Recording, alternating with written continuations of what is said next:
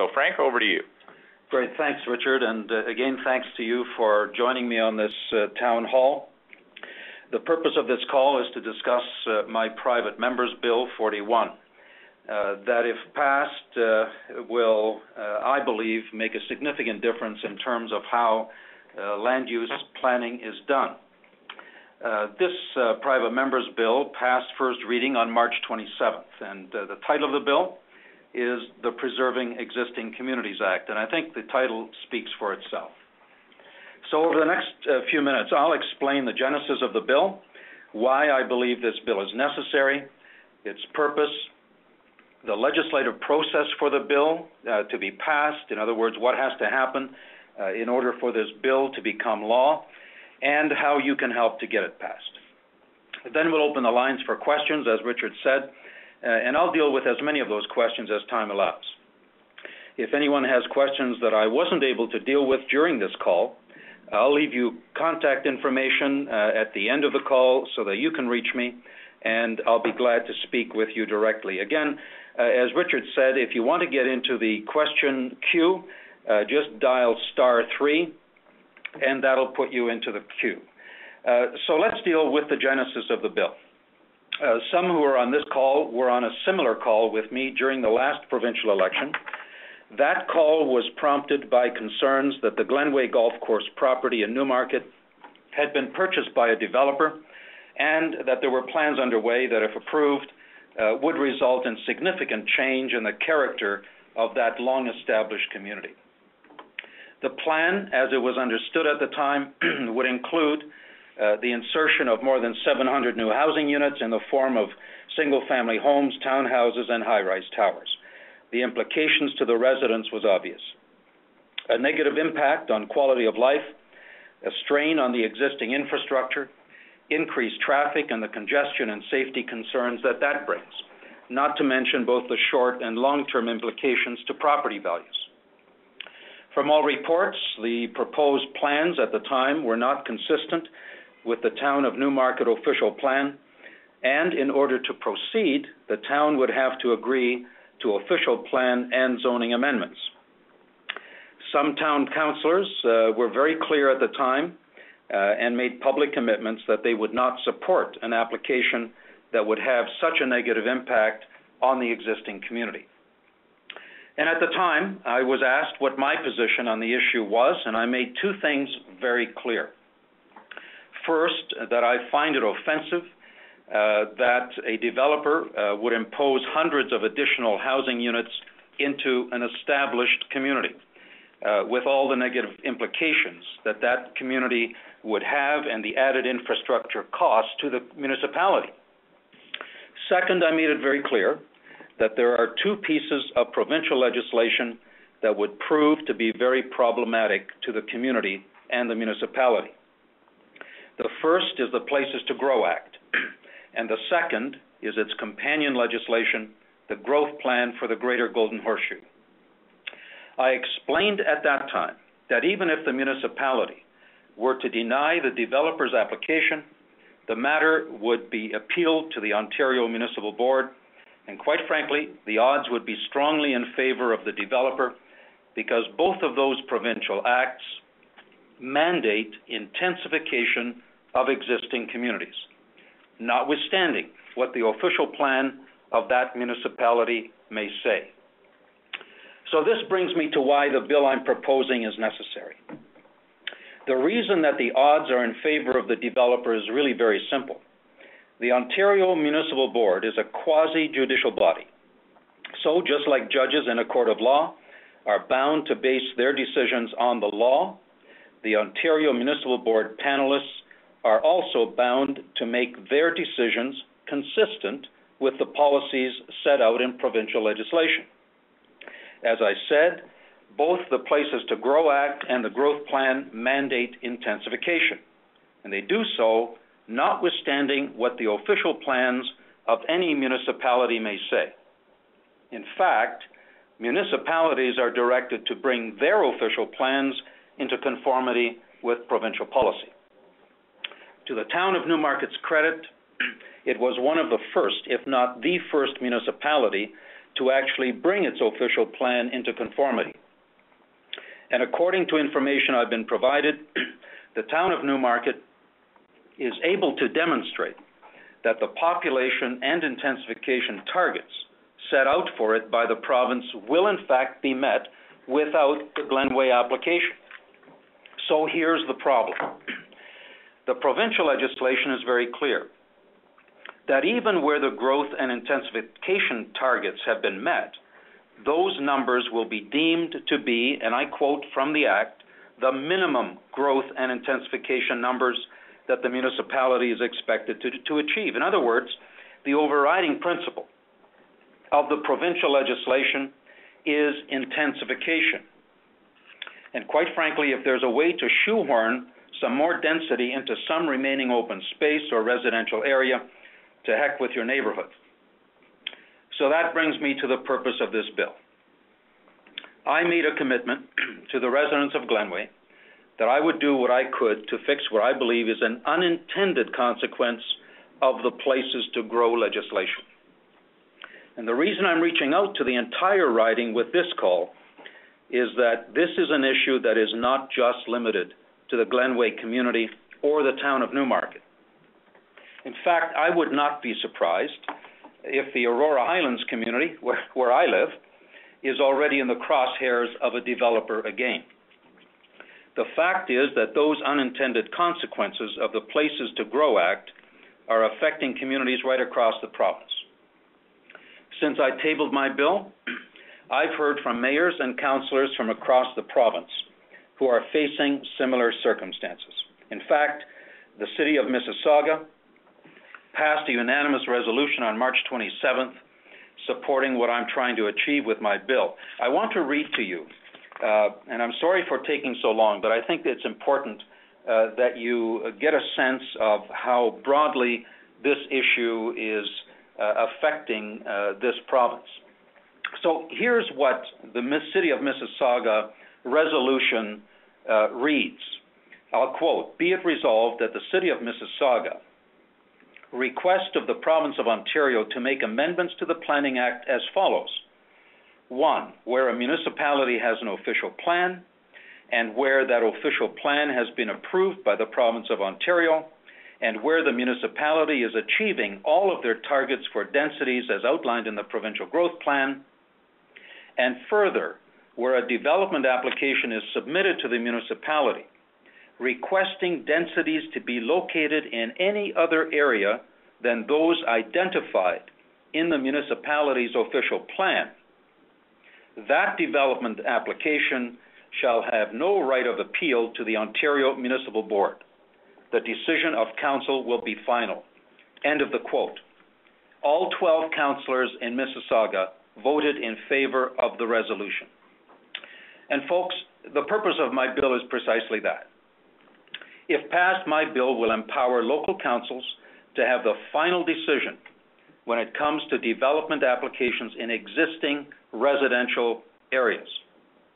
It will ensure that where official plans are in conformity with provincial policy, as they are in Newmarket, and an application comes forward that requests additional densities other than where the official plan has designated, there will be no right of appeal of that application to the Ontario Municipal Board. In other words, the decision of council will be final. So let me be clear, and folks, I won't be much longer here, and we'll get to questions, and let me just repeat that if you want a question, if you want to get into the queue, just dial *3, and we'll get to you. So let me be clear, this does not take away the opportunity for a developer to negotiate a deal with the municipality. It does, however, give the municipality the authority to insist on a deal that is in the best interest of the municipality. And it ensures that the developer takes their negotiations with the municipality seriously. So what is the legislative process for the bill to be passed? Well, the bill is scheduled for second reading debate on the 18th of April. That's next Thursday afternoon. If the bill passes second reading, it then goes to committee where there will be an opportunity for public input. And at that stage, There may well be some amendments that are proposed before it goes to third and final reading and then is enacted into law. The timing for that could be as early as the end of June. Or if it doesn't get dealt with before the summer recess, it may well be the fall session. I don't control that, but what I can control is the effort that we put in to advocating for this change, and my commitment to you is that I certainly am going to do my utmost. Now, what I can tell you is that we already have the government's attention on this issue. I discussed it with the Minister of Municipal Affairs this morning, and I have her commitment that she will give it serious consideration. She acknowledged to me that they have issues and there are problems with the OMB, and as I said, I've heard from a number of municipalities as well who are supporting what my bill is trying to achieve. By way of anecdote, I had a call from the mayor of Oakville who committed to me that he was going to bring this matter before council and that before the bill is debated next Thursday, he will have a resolution from his council in support of this private member's bill. So what can we do to help in the days ahead? What can you do? First, I want to thank the Glenway Preservation Association for its support. A very strong letter was sent to all mayors in Ontario as well as all MPPs setting out the issue and requesting their support for the bill. I can tell you that will be very, very helpful. You can help by doing the following. First, you can help by signing a petition in support of the bill. It can be downloaded from my website. There are two versions of the petition. One is specific to the Glenway community. The other is a general petition in support of the bill. Second, you can help by writing to the Minister of Municipal Affairs and any other MPPs you may know expressing support for the bill and asking them to support the bill when it comes up for a vote next Thursday. And finally, if you have the time, if you're so inclined, you're welcome to come to the legislature next Thursday afternoon to be there and observe the debate of the bill. And if you'd like to do that, just contact my office and we'll make the necessary arrangements. And at this point in time, folks, I'm willing to take your questions. As I said before, if you want to get into the queue, please dial *3, and you'll have the opportunity to ask some questions. So with that, we'll take any questions you may have. Great. Thanks very much, Frank. So we're going to start. We have Councillor Jane Twinney on the line who wants to make a comment about your bill. Jane, are you there? I am. Thank you. First, I just want to say a thank you. A thank you to Frank Klees, our MPP, for bringing this to legislation. I feel this is very frustrating for myself as a municipal councillor. We have spent thousands of dollars, as everyone knows, on implementing an unofficial plan, and now we're going through our secondary plan process. And this is, this costs us quite a bit of money to develop these plans, and it demonstrates where our density should be situated. And when we don't have a final say, when we don't have a say really on how our community looks and feels in the future, it is very, very frustrating as a member of this council. And as an elected official of the residents of Newmarket, we need to be able to stand up for our constituents. And I feel that right now, as it stands in place, we don't have a lot of say that, the developer can go to the OMB and this is sort of taken out of our hands. So I just want to say that I applaud Frank Klees for bringing this forward. I support it fully, and I look forward to the debate on April 18th, and I certainly hope that other MPPs see it the same way and vote in favor to get it to the third reading so we can see this come into place. So thank you. That's great. Jane, thanks for that expression of support. And quite frankly, it is one of the objectives of this bill. And one of the things that will result if it's passed is that it will empower local councils to do what they're elected to do. I think, it is up to the local council to determine what the character of the communities is and not up to an appointed panel at the Ontario Municipal Board. And as you say, the town has gone through an extensive consultation, a lot of time, a lot of expense to develop an official plan, and then simply to have it overturned and ignored by the Ontario Municipal Board is simply wrong. Great. We're going to carry on with your questions. Thank you, Jane, for calling in. We're going to go next to Kevin, who's got a question about how this protects the green space at Glenway. Kevin, are you there? Kevin, can you hear me?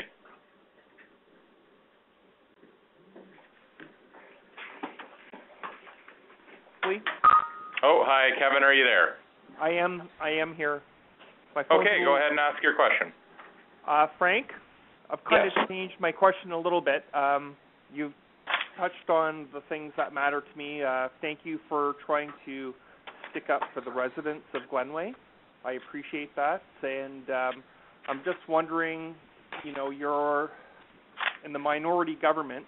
Do you really think that you'll be able to have an impact for the residents of Glenway? Well, you know what, Kevin, it is frustrating. It is different being in a minority government. It would be different if we were a majority government, but I am optimistic, and I believe I can, and I'll tell you why. I really believe that something like this and the way that I've structured this bill just makes good common sense.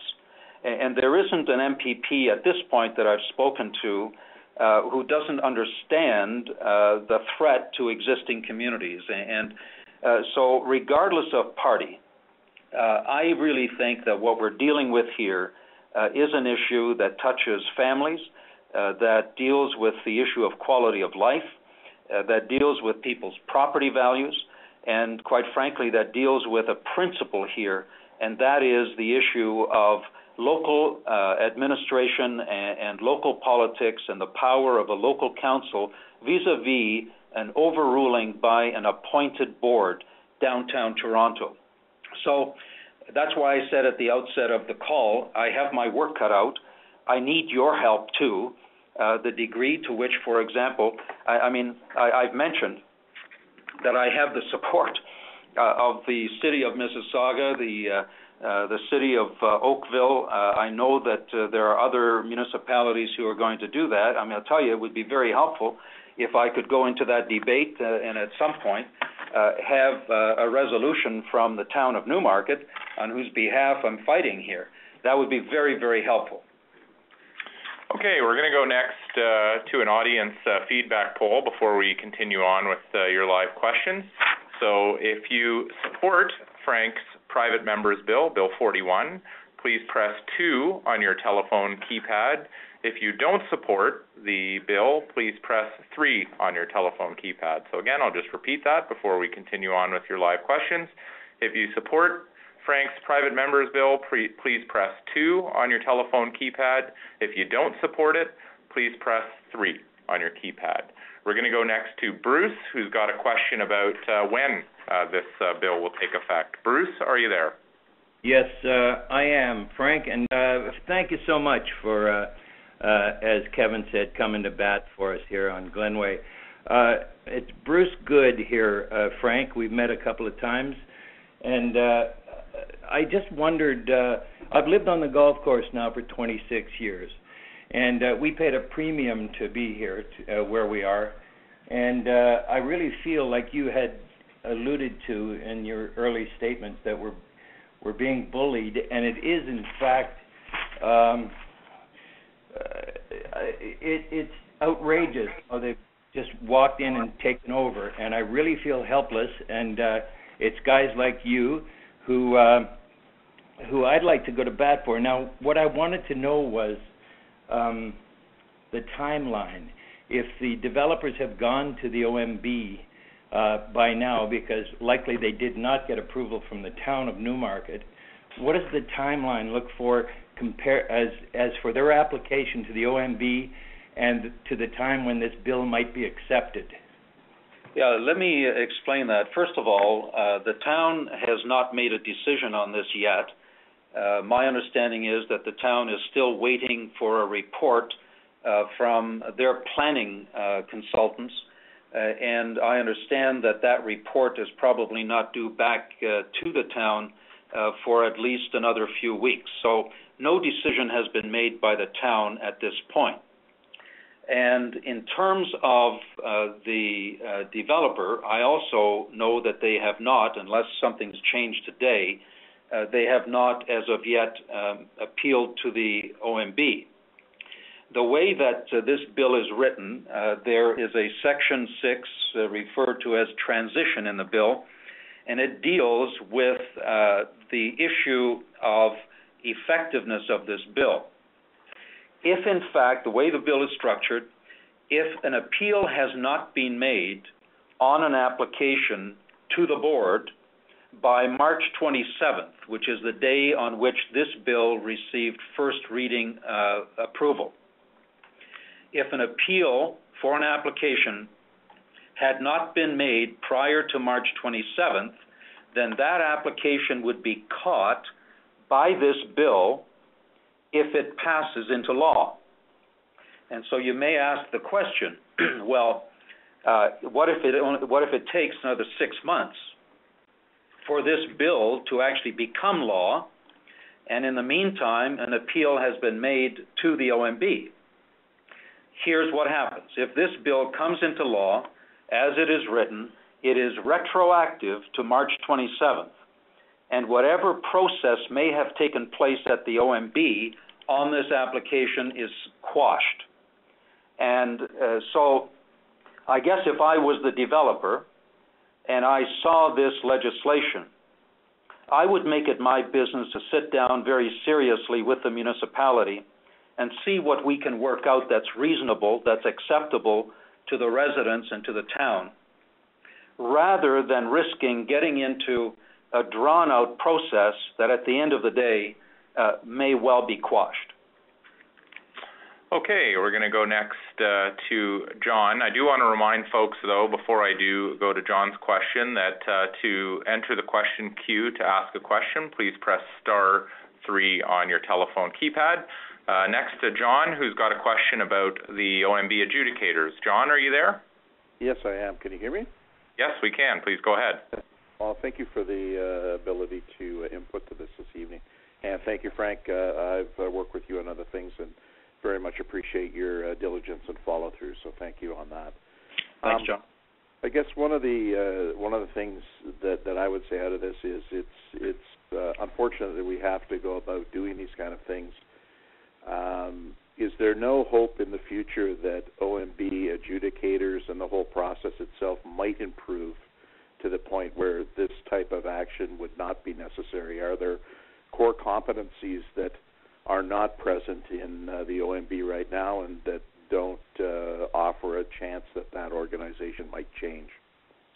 Well, John, I don't think there's anyone in the legislature today, and I don't think there's anyone in municipal politics, and I think there are very few people who would be observers who wouldn't agree that we need some fundamental change to the OMB.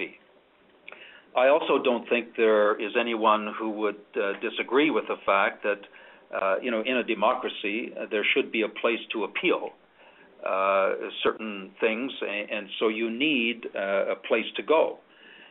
With regard to the competencies of the panelists, I'll simply say this, that I believe that given the gravity of the issues that are dealt with by the OMB, that these should not just be political appointments, which is what they are today.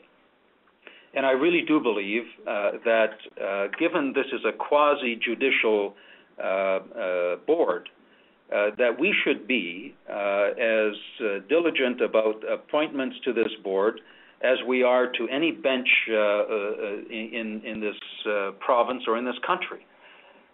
So that's number one. I agree that I think we need to be very careful, very diligent, and we need to have some core competencies, as you put it, on the part of the people who are there. The other thing is the process. There are very few people who can afford to go to the board, and quite frankly, developers build the cost of going to the board into their business plan.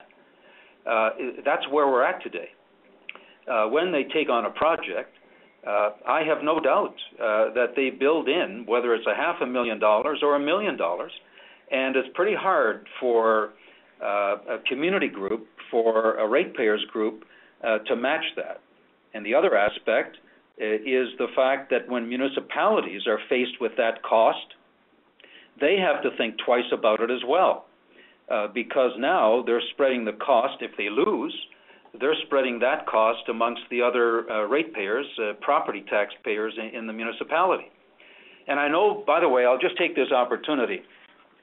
I saw one of the councillors, one of the Newmarket councillors, I think it was Ms. DiMuccio, write a blog saying that she would not support my bill, but would support a bill that would call on the provincial government to pay the cost of OMB hearings.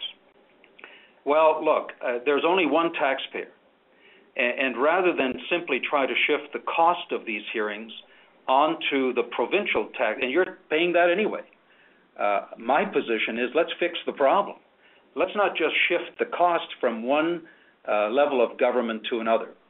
So I think that there has to be an overall assessment of the OMB.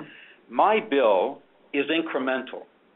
The bigger picture of reforming the OMB is going to take longer. I think that this is an effective way of beginning that process, and that's why I brought it forward in the form that I did. Okay, great. We're going to continue on with your question. Did want to let you know we're just about the halfway mark, just over the halfway mark here. We do have quite a few people in line to ask a question, about 34 waiting right now. So we will take as many of your questions as we can tonight. But did want to let you know, for those of you that do stay on to the very end of the telephone town hall, you will be prompted to leave a voice recording for Frank and his staff here. So again, you will have a chance to have your say. We are going to take as many of your questions as we can, but as of right now, we have 35 in the queue. So we're going to go next to Joseph, who's got a question about windmills and how your private member's bill affects windmills. Joseph, are you there? Yes, I'm here. Frank? Yes. My question in regards to windmills is that I understand the government has pushed this through, forced and literally put a gag on municipalities and private owners of windmills. And it sounds like to me like your bill will give more power to municipalities and people in regards to windmills specifically. Am I right? Well, here's what my bill will do. It doesn't address the windmill issue. My bill deals specifically with development applications. However, what I can assure you of is that when I say we, the PC caucus, introduced a private member's bill. In fact, it was more than that. It was actually a party bill that would do exactly what I'm doing here for development, for the Green Energy Act. In other words, we believe that municipalities should have the right to make the decision about whether they're going to have windmills or whether they're going to have solar panels spread out over the course of or within certain proximities of people's properties. The Green Energy Act does not allow that. The Green Energy Act essentially puts the province in control, in the same way that the Places to Grow Act puts the province in control of residential developments. So the answer to your question is this bill does not address the issue of windmills. However, as a party, we have put forward a similar proposal that would deal with windmills as well as solar panels. Great. We're going to carry on to Robert, who's got a question about the impact of your bill and transportation infrastructure. Robert, are you there? Yes, I am. Hi, Frank. Thanks very much for taking this on. I'm a resident of Newmarket, but not in Glenway. I'm a resident of another part, but just concerned about what I'm hearing.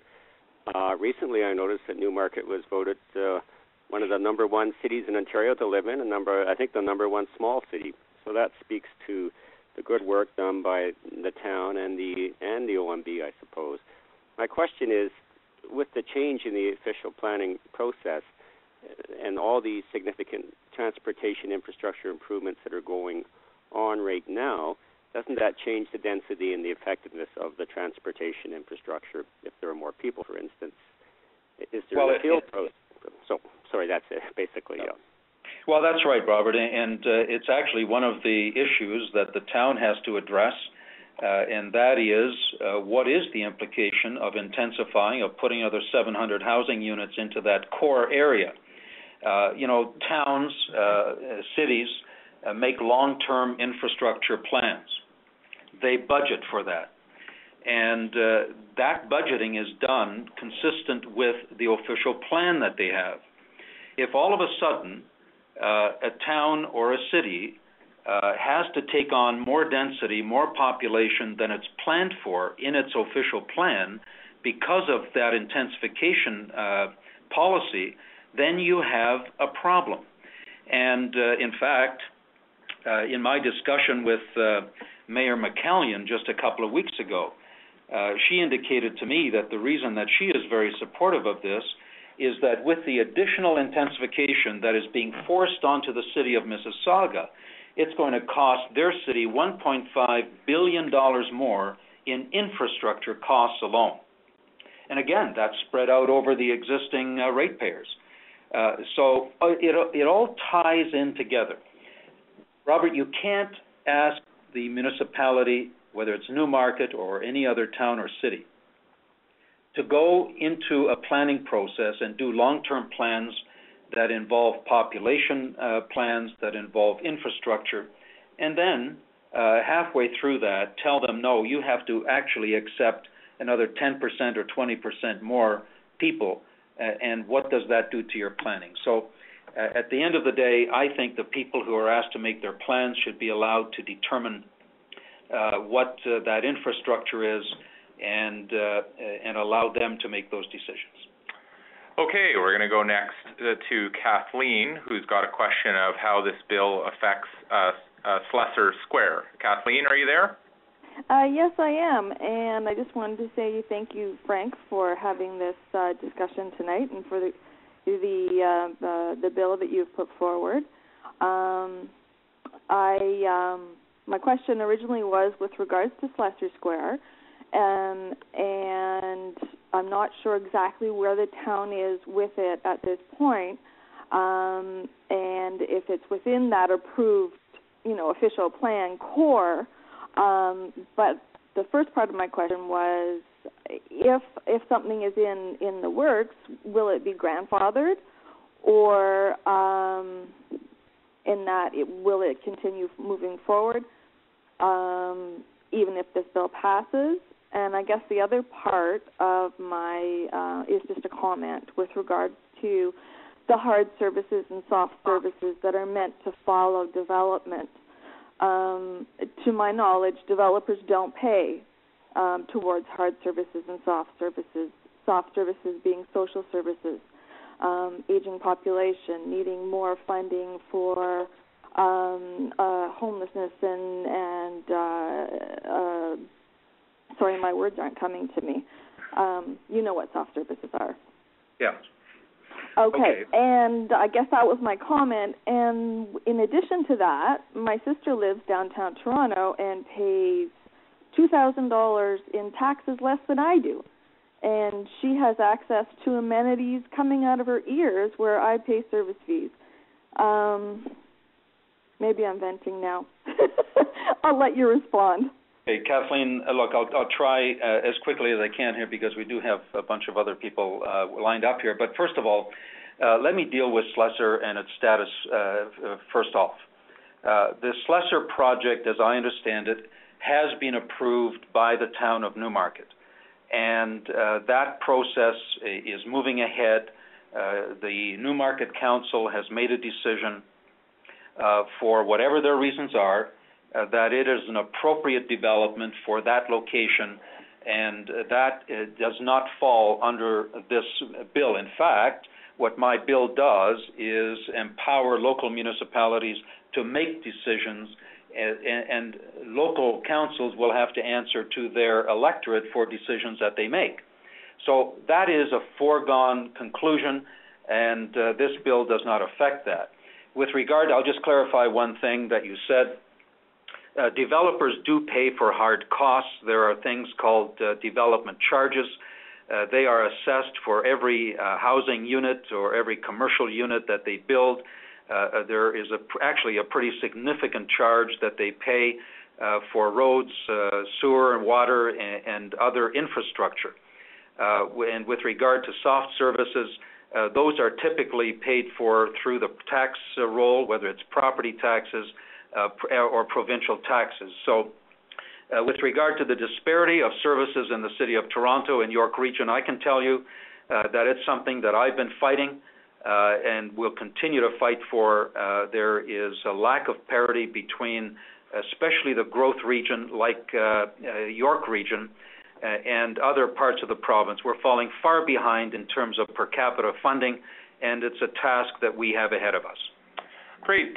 Frank, I want to let you know that Councillor Chris Emanuel is on the line. He's got a comment, so we're going to go next to Chris before we continue on with questions. Councillor Emanuel, are you there? Thanks, Richard, and thank you, Frank, for hosting this tonight. I'll be very brief.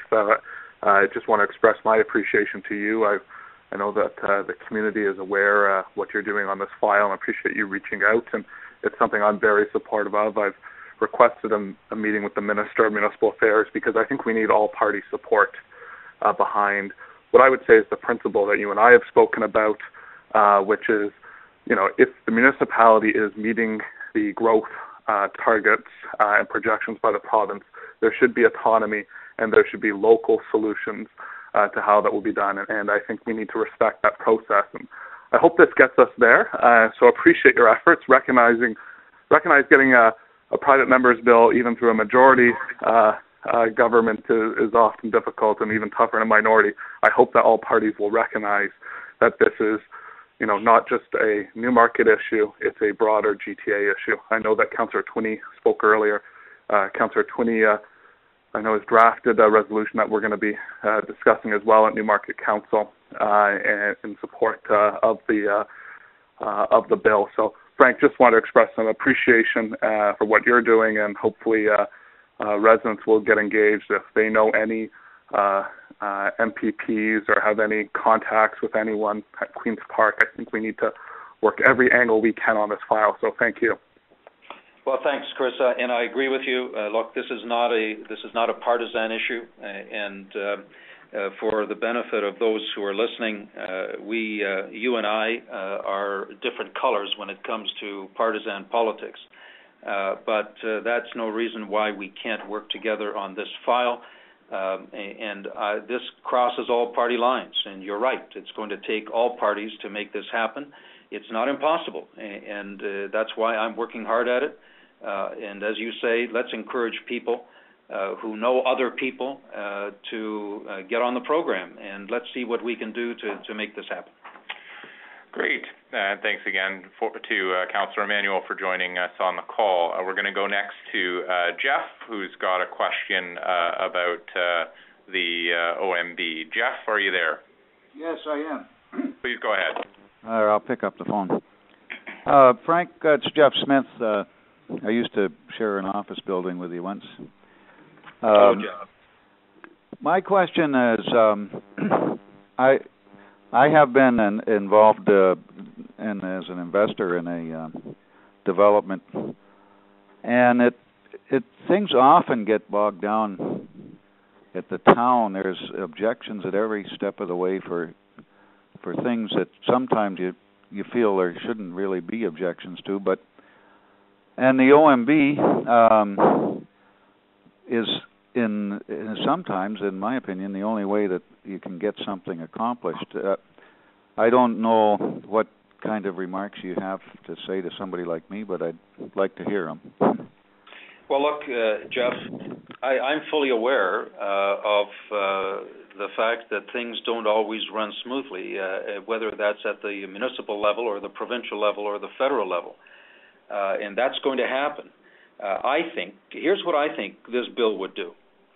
I think it actually puts a great deal of responsibility and accountability on a municipality to ensure that they're functioning efficiently and to ensure that they're accountable to the people they're working with. There's no excuse for unreasonable delays. And I think this is where it behooves the councillors to hold their staff accountable and to ensure that that business is done efficiently.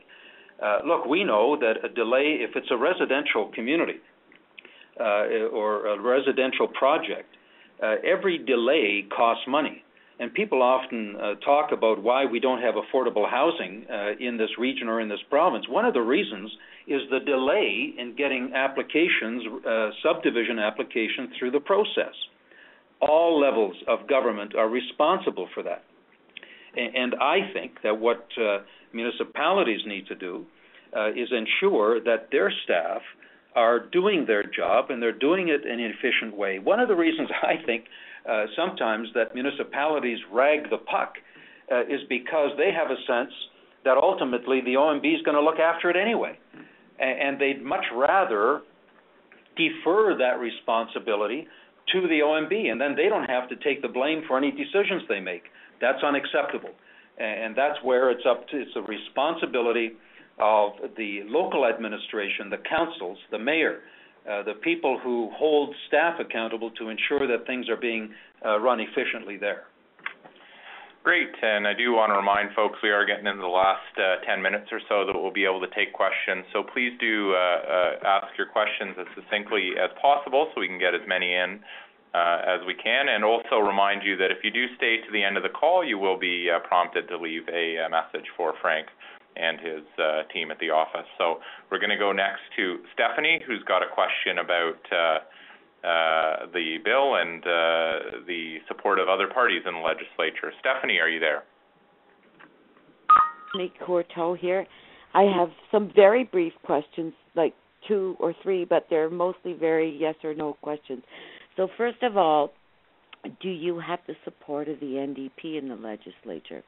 I don't know that yet. I've had some informal discussions with some, and they've indicated their support. I will be doing a canvass of them Monday, Tuesday, Wednesday of next week, and I hope that I'll have their support. You know, I'd be surprised if I didn't, and here's the reason. So would I. There was an NDP private members bill that came forward about a month ago that proposed to eliminate the OMB. So I can't imagine that they would object to having council make decisions and not have something referred to the OMB on a very narrow scope. Okay, and a supplementary question. I received your email with the petition, which I understand requires an original signature.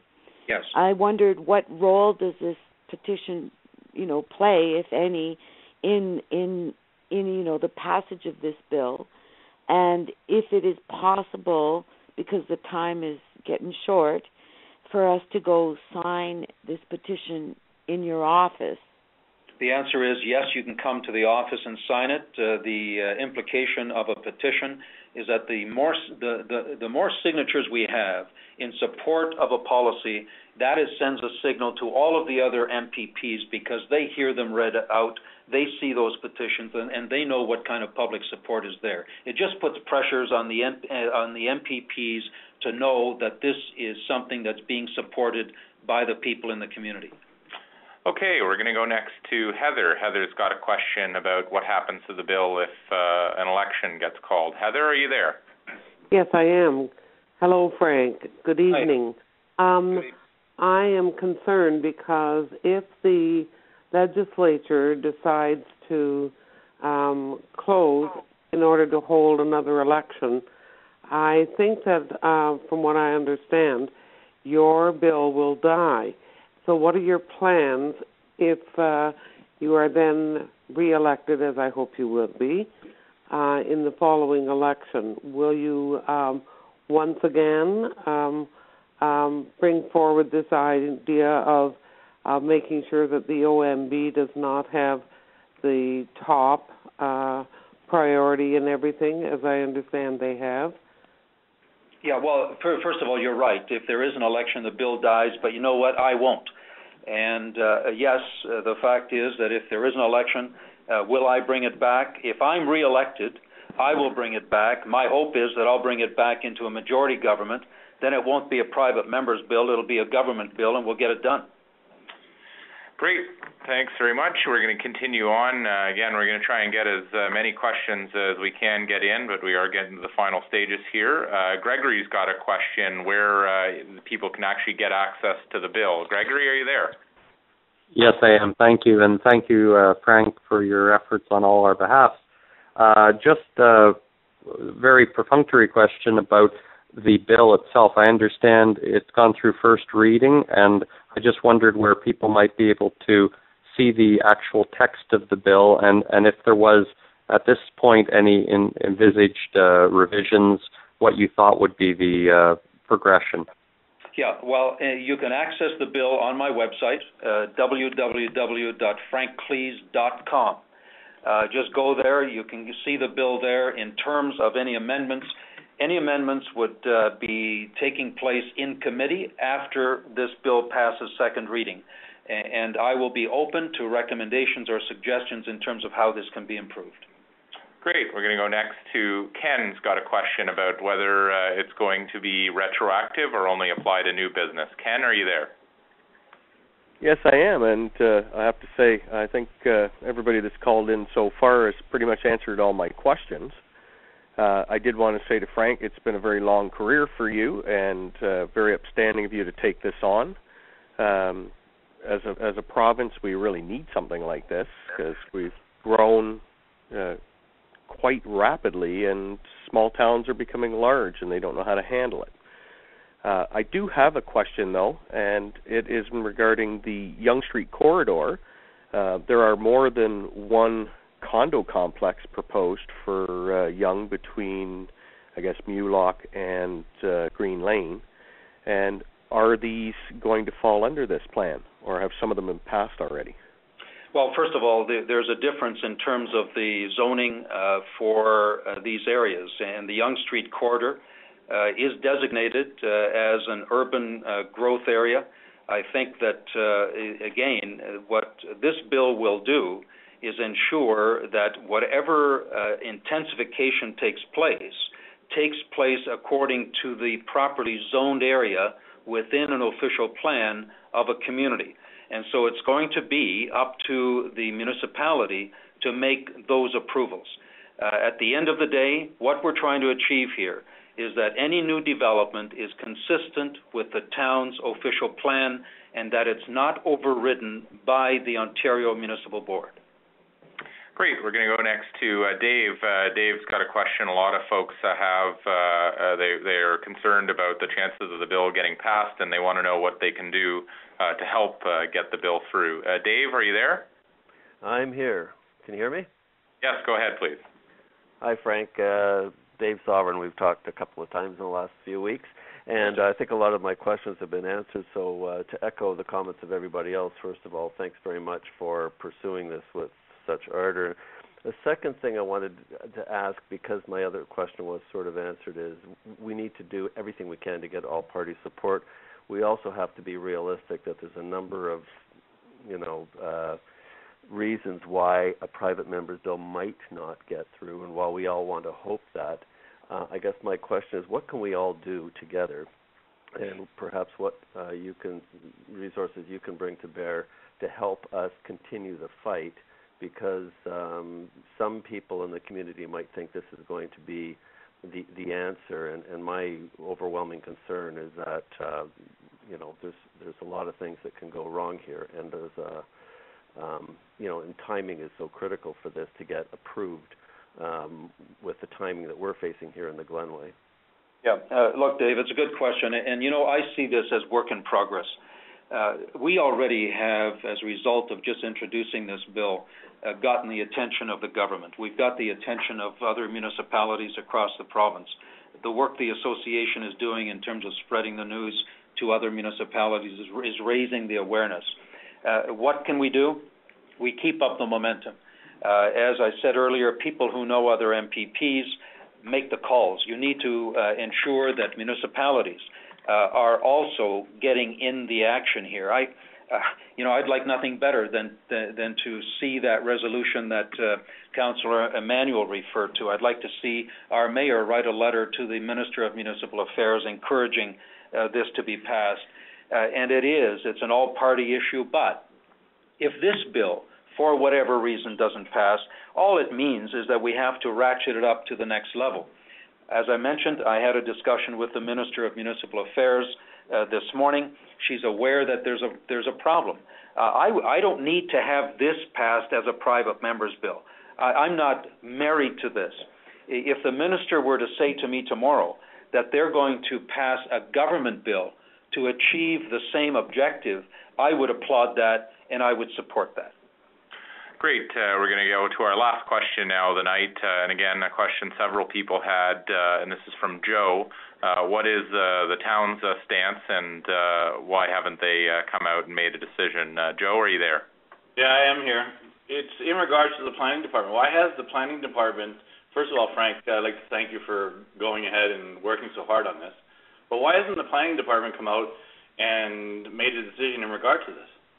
Well, I think the decision that the council made, and it wasn't the planning department, my understanding is the council made a decision that the application, because of its complexity, has to have another set of eyes, and so they've retained a consultant, a planning firm, to provide the town and the planning department with the appropriate advice as to what, in fact, can be done and perhaps what it is that the town could negotiate with the developer. That, I think, is the bottom line.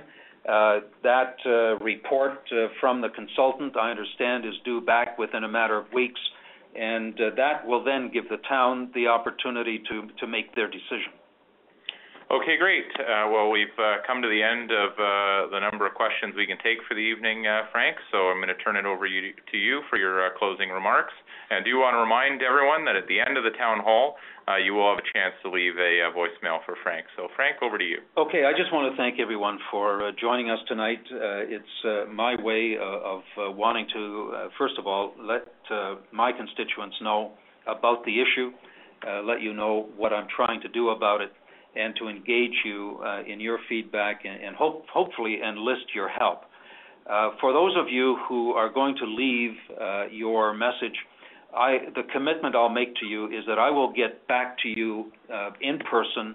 I'm glad to have whatever discussion you want to have, and I'm sorry that we don't have more time, but thank you very much for joining us tonight. Okay, thanks everyone, and have a great evening.